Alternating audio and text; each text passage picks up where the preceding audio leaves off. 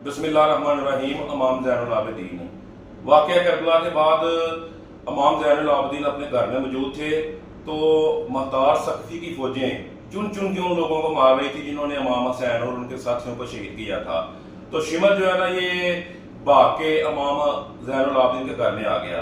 तो आपने जब वो आया तो आपने उसका जो है ना, जैसे मेहमानों का इस्तकबाल किया जाता है वैसे उसका इस्तकबाल किया और उसको कहा कि जब तक, उसने कहा कि मेरे पीछे फौजें लगी हैं महतार सख्ती की, आप मेरी मदद करें, मुझे पनाह दें। तो आपने उसको पनाह दी और कहा कि कोई मसला नहीं, जब तक तुम्हारा दिल करे तुम यहाँ रह सकते हो। तो वो 4-5 दिन उनके घर रहा और जब फौजें चली गई तो वो जब वापस जाने लगा ना, तो उसने कहा इमाम से कि लगता है आपने मुझे पहचाना नहीं।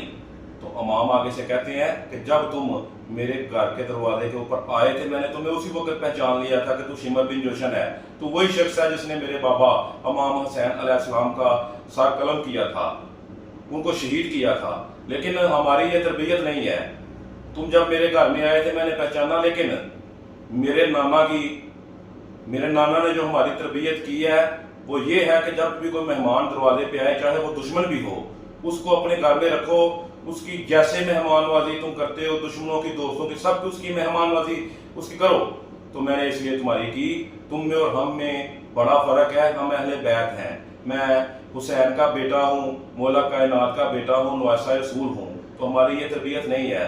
तो 5 दिन जो है ना वो आपके घर में रहा और फिर आपने शिमर को कहा जा तू यहाँ से चला जा। तो ये अहले बैत हैं। अहले बैत से मोहब्बत करें, इश्क करें। अस्सलाम वालेकुम।